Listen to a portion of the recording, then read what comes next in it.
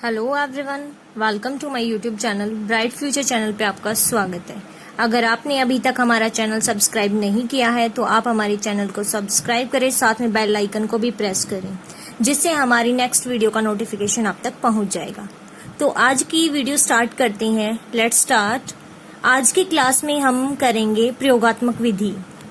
हमने अपनी last class में सीडीपी की जो लास्ट क्लास थी उसमें हमने की थी बाल व्यवहार अध्ययन की विधियां, जिसमें मैंने आपको बताया था अगर हम बच्चे के बिहेवियर बेस पे अध्ययन करते हैं तो हम किस किस वे से कर सकते हैं, क्या क्या मेथड्स होते हैं उसके, वो सब मैंने आपको बताया था। कितनी सारी विधियां होती है सबके नाम आपको बताए गए थे।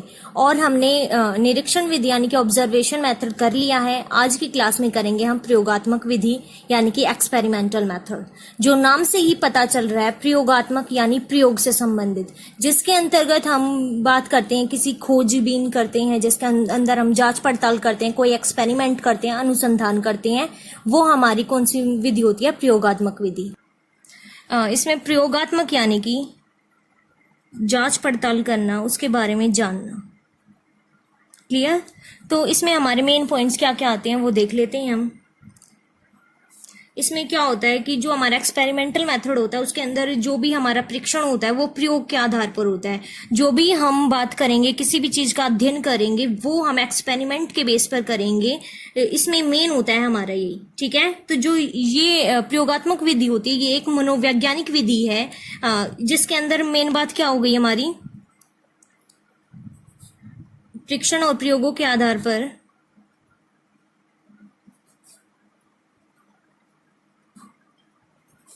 व्यवहार संबंधी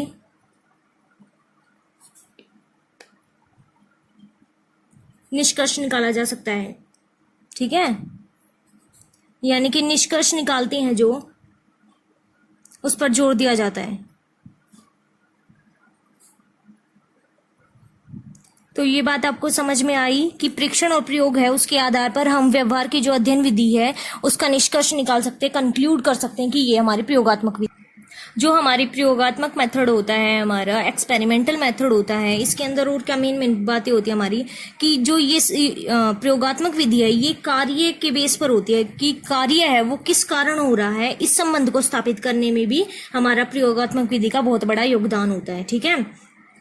तो इसमें लिखेंगे हम कार्य कारण संबंध को स्थापित करने के लिए प्रयोगात्मक विधि का प्रयोग किया जाता है।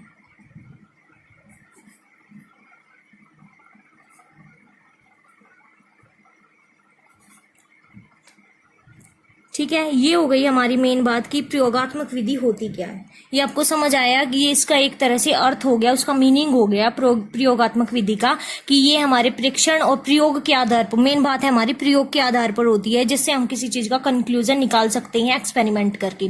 दूसरी बात हो गई हमारी कि कार्य है, कार्य के बेस पर हम किसी भी चीज का कार्य करते हैं, वो हमारा प्रयोगात्मक विधि होती है।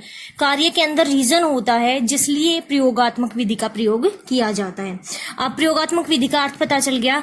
प्रयोगात्मक विधि किसने दी थी ये आपको मैंने लास्ट क्लास में भी बताया था। विल्हेम वूट नाम का एक मनोवैज्ञानिक है हमारा, विल्हेम वूट। इन्होंने प्रयोगात्मक विधि, इस विधि के प्रतिपादक है विल्हेम वूट। 1879 में आपको बताया गया है कि जर्मनी, 1879 में इन्होंने जर्मनी में लिप्जिम नाम की अपनी प्रयोगशाला स्टार्ट की थी। आपको मैंने लास्ट क्लास में बताया था, ये इस विधि के, प्रयोगात्मक विधि के प्रतिपादक हैं, ठीक है। तो इस विधि के अंदर क्या हो गया, ये हमारा अर्थ हो गया, ये पता चल गया किसने दी थी। इसकी परिभाषा बता देती हूँ मैं आपको एक, जिसके बेस पर आपको अच्छे से समझ आ जाएगा कि प्रयोगात्मक विधि होती क्या है। प्रयोगात्मक विधि की एक डेफिनेशन है गैरेट के अनुसार। गैरेट ने क्या कहा था कि जो नियंत्रित स्थितियां होती हैं हमारी, पहले समझ लेते हैं फिर मैं आपको लिख के बता दूंगी। जो हमारी नियंत्रित स्थितियां होती है वही हमारा निरीक्षण करती है और जिसके बेस पर प्रयोग किया जाता है। यानी कि इसको हम लिखेंगे नियंत्रित स्थितियों में किया गया नियंत्रण, किया गया निरीक्षण ही प्रयोग कहलाता है। ये बहुत ही इजी डेफिनेशन है जो आपको इजीली समझ आ जाएगी। नियंत्रित स्थितियों यानी कि जो कंडीशन है हमारी, जो हमारे सामने प्रस्तुत की गई है, वो कंट्रोल्ड होनी चाहिए पहले से ही, तभी हम उसको ऑब्जर्व करेंगे, वही हमारा प्रयोग कहलाएगा। ये हमें गैरेट ने बात कही थी। ठीक है, तो इस विधि में जो हमारी प्रयोगात्मक विधि होती है, इसमें जो प्रयोग किया जाता है वो हमारा वैज्ञानिक अन्वेषण के थ्रू किया जाता है। यानी कि हमारी दो चीजें बेस होती है इसमें, प्रयोगकर्ता और एक प्रयोज्य, जो हमारा सब्जेक्ट होता है, उन्हीं को ध्यान में रखकर इनका हम अन्वेषण करते हैं, प्रयोग करते हैं। प्रयोगात्मक विधि होती है जो हमारा, उसका मेन उद्देश्य क्या होता है, यानी कि इसका एम क्या है, हम कैसे समझेंगे कि इसके अंदर होता क्या है। तो जो हमारी प्रयोगात्मक विधि होती है, एक्सपेरिमेंटल मेथड होता है, इसके अंदर हमारी चर और जो घटनाएं होती है, उन दोनों के बीच का जो संबंध होता है, उसी से हम पता लगाते हैं कि जो हमारा प्रयोग हो रहा है उसकी जांच पड़ताल ठीक ढंग से हुई है या नहीं हुई है। तो इसका उद्देश्य क्या है, हमारा चरों या घटनाओं के आधार पर उनके बीच के संबंध को पता लगाना, संबंधों का पता लगाना। क्लियर? तो अब आपको जानना होगा कि चर क्या होते हैं हमारे।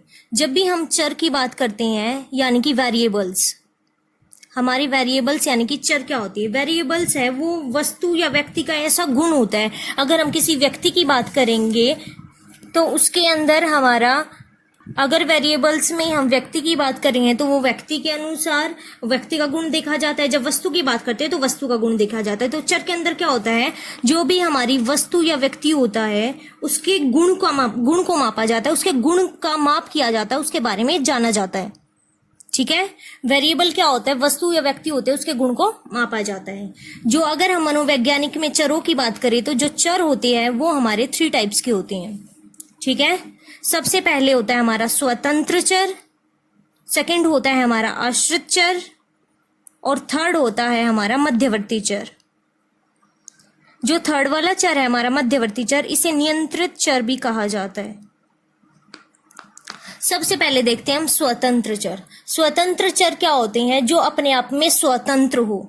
इसके अंदर क्या होता है, जो इसका प्रभाव अन्य चरों पर पड़ता है। स्वतंत्र चर का प्रभाव अन्य चरों पर पड़ता है, और जो आश्रित चर होते हैं वो हमारे स्वतंत्र चर पर क्या होते हैं, प्रभावित होते हैं। तो जो आश्रित चर है वो हमारे स्वतंत्र चर पर प्रभावित होते हैं, और जो स्वतंत्र चर है वो अन्य चरों पर प्रभावित होते हैं। इस पर किसी और का प्रभाव नहीं रहता है। ठीक है, और जो हमारा मध्यवर्ती चर है, नियंत्रित चर है, ये इन मध्यवर्ती नाम इसलिए है क्योंकि वो इन दोनों चरों के बीच में रहता है, इसलिए वो मध्यवर्ती चर होता है। और जो भी चर है वो नियंत्रित करके, उसे कंट्रोल्ड करके रखा जाता है, इसलिए वो नियंत्रित चर कहलाता है। क्लियर? तो ये हो गए हमारे, हमने क्या जाना, सबसे पहले एक्सपेरिमेंटल मेथड होता है, उसका मीनिंग क्या होता है, और वो किसने दिया हमें, उसकी डेफिनेशन, उसका मेन एम क्या है, और जो एम के अंदर हमारी चरों की बात की गई है वो चर हमारे 3 बेसिस पे होती हैं। ठीक है, तो ये हो गए हमारा यहाँ तक। उसके बाद है ये हमारे लिए आवश्यक क्यों होता है,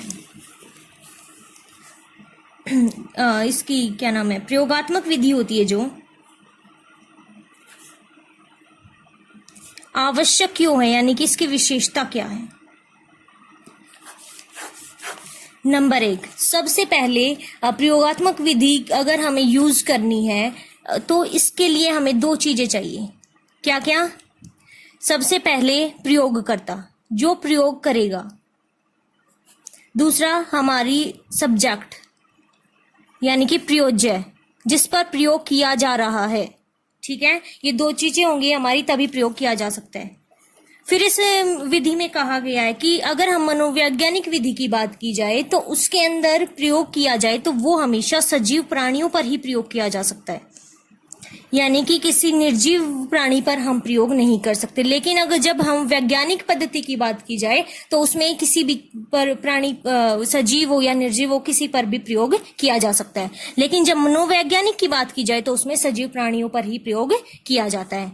फिर तीसरी बात है हमारी, तीसरी और लास्ट है जो सबसे अहम है, वो क्या है कि जो हमारी कंडीशन होती है, यानी कि जो हमारी परिस्थिति होती है, वो और हमारे वेरिएबल्स होते हैं, इन दोनों को नियंत्रण बना के चलना होता है, नियंत्रित करना होता है, कंट्रोल करना होता है। यही इस विधि की सबसे अहम विशेषता होती है, जो पूरी प्रयोगात्मक विधि में यूज की गई है। अभी आपको मैंने वेरिएबल्स के बारे में बता दिया कि वेरिएबल्स क्या होते हैं और कंडीशन हमें परिस्थिति सामने वाले के सामने प्रस्तुत करनी पड़ती है। ठीक है, तो यहां तक हो गया। उसके बाद है जो हमारी प्रयोगात्मक विधि है, उसके चरण क्या है, उसे हम कैसे शुरू करेंगे, उसे बोलते हैं हम सोपान या फिर चरण।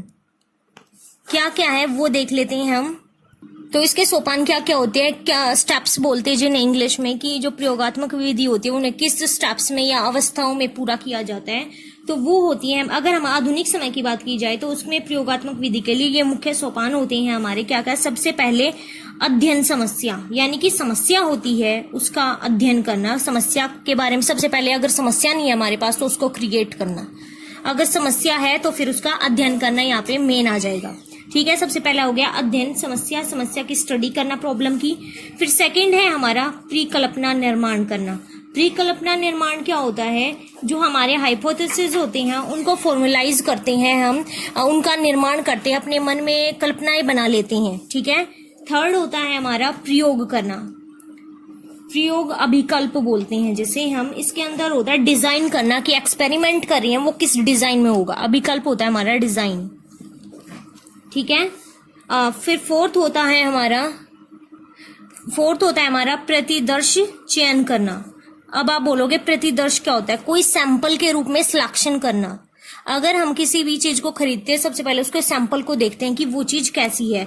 तो यहाँ पे जो हमारी प्रॉब्लम थी, सबसे पहले प्रॉब्लम क्रिएट हुई, उसका स्टडी की, उस पर हमने फिर अपने हाइपोथेसिस बनाए, फिर जो हमने डिजाइन किया प्रयोग को किस प्रकार करेंगे, फिर उसके सैंपल को सिलेक्ट किया कि किस तरह का होगा।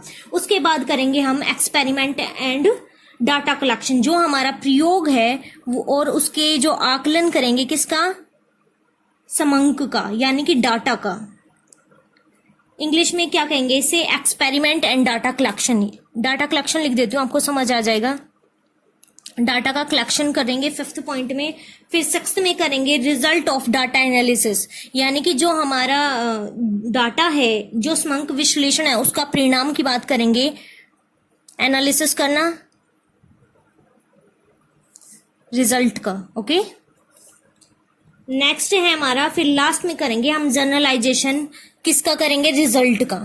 तो इसे कहेंगे परिणामों का सामान्यीकरण।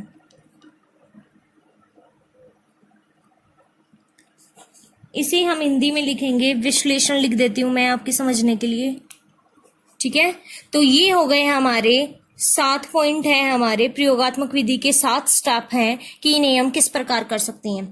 अगर हमें किसी भी चीज का प्रयोग करना है, एक्सपेरिमेंट करना है, तो किस स्टेप से करेंगे। प्रॉब्लम होगी हमारे पास, फिर हाइपोथेसिस हो गए, यानी कि परिकल्पनाएं होंगी हमारी, फिर हम अपने प्रयोग को डिजाइन करेंगे, सैंपल का सिलेक्शन करेंगे, उसके बाद डाटा है उसको कलेक्ट करेंगे, किसके लिए, एक्सपेरिमेंट करने के लिए, फिर डाटा को एनालाइज किया जाएगा, और लास्ट में रिजल्ट है जो उसका जनरलाइजेशन किया जाएगा, यानी कि सामान्यीकरण किया जाएगा। इन बेस पे हमारा प्रयोगात्मक विधि है वो पूरी होगी, तभी हम प्रयोगात्मक विधि का प्रयोग कर सकते हैं। और इसमें कंडीशन और हमारी वेरिएबल्स जो चर होते हैं, इनका बहुत अहम रोल होता है, कंट्रोल किया जाएगा नियंत्रित करके। ठीक है, तो ये हमारी है प्रयोगात्मक विधि, आपको अच्छे से समझ आई होगी। अब इसकी हम मेरिट्स और डिमेरिट्स देख लेते हैं। गुण होते हैं मेरिट्स और अवगुण होती है डिमेरिट्स। इस विधि की गुण क्या क्या है, सबसे पहले हमारा, तो इसके गुण क्या क्या है। सबसे पहले है हमारा समय की बचत। इस विधि में समय की बचत होती है। अगर हम सामाजिक अनुसंधान विधि की बात करें तो उसकी अपेक्षा इस विधि में बहुत ज्यादा बचत होती है, क्योंकि उसमें हमें डाटा है पूरे समाज में, पूरी सोसाइटी में इकट्ठा करना पड़ता है, बहुत सारे एक्सपेरिमेंट करके देखने पड़ते हैं। फिर दूसरा है हमारी वस्तुनिष्ठता, यानी कि सब्जेक्टिविटी का ध्यान में रखा जाता है। ये बहुत अच्छा क्वालिटी है, इसकी गुण है। सार्वभौमिकता, यूनिक बात है इसके अंदर, सार्वभौमिकता यूनिक चीज होती है इसके अंदर कि पूरा काम हम स्टेप बाय स्टेप कर रहे हैं, कि हमारी कोई गलती होने की संभावना कम होती है इसमें, इसलिए अगर गलती कम होगी तो हमारा विशुद्ध परिणाम निकलेंगे। ठीक है, और नेक्स्ट है हमारा, ये अधिक प्रामाणिकता होती है, क्योंकि सारा डाटा है वो हम कहाँ से एनालाइज करते हैं उसे बार बार, तो हमारी उसकी प्रामाणिकता है वो अधिक रहती है। तो ये हमारे गुण हो गए इसके। अब इसके अवगुण देख लेते हैं। अवगुण यानी कि डिमेरिट्स की, इसमें कमियां भी हैं। इतना कुछ होने के बावजूद, इसमें बहुत सारी खूबी होने के बावजूद कुछ कमियां भी रह जाती है। वो कमियां क्या क्या है, अब हम कमियां देख लेते हैं। कमियां में तो इसमें क्या हो जाएगा, अभी हमने जाना कि जो हमारा पूरी प्रयोगात्मक विधि है वो हमारी परिस्थितियों और वातावरण का जो व्यवहार है, वेरिएबल्स हैं, चर है, उन पर टिकी हुई है। तो वो हमारे वास्तविक रूप का निरीक्षण कर पाना मुश्किल हो जाता है। तो हम वास्तविक रूप होता है व्यवहार का निरीक्षण कर पाना पूरी तरह से संभव नहीं हो पाता। ठीक है, तो दूसरा इसके अंदर क्या आ जाएगा हमारा कि जो हमारी प्रायोगिक कंडीशंस होती हैं और जो वेरिएबल्स होते हैं वो पूरी तरह से हर टाइम कंट्रोल्ड नहीं होती हैं, नियंत्रित कर पाना संभव नहीं होता है। किन किन को, हमारे वेरिएबल्स और किसको, कंडीशंस को। फिर इसमें और क्या होता है कि जो हमारी प्रयोगात्मक विधि होती है, एक्सपेरिमेंटल मेथड है, उसका क्षेत्र है वो बहुत ही सीमित है, यानी कि लिमिटेड है कि इसी एरिया में होगा, क्योंकि मनोविज्ञान जो विषय है वो बहुत बड़ा है, लेकिन उसमें समस्याओं का अध्ययन के लिए परीक्षण और प्रयोग संपन्न नहीं है। परीक्षण और प्रयोग के लिए अदर मेथड्स भी बहुत ज्यादा यूज किए जाते हैं। फिर इसके अंदर और क्या हो सकती है, ये बहुत ज्यादा खर्चीली हो सकती है, इसमें धन और समय दोनों की कठिनाई हो सकती है, क्योंकि अगर हमें डाटा अच्छा चाहिए, अधिक प्रमाणिकता चाहिए उसकी, इन दोनों की कमी बहुत ज्यादा मिलेगी। इनकी खर्चीली बहुत ज्यादा है ये विधि, हम ये कह सकते हैं।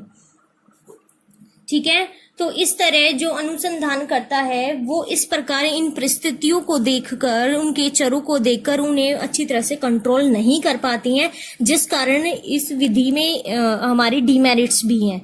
तो आज इसी के साथ हमारी प्रयोगात्मक विधि है, जो एक्सपेरिमेंटल मेथड है, वो कंप्लीट होता है। मैं आशा करती हूँ आपको आज की वीडियो अच्छी लगी होगी। अगर आपको अच्छे से कंसेप्ट समझ आया, वीडियो अच्छी लगी, तो प्लीज लाइक करना ना भूलें। Okay, thank you.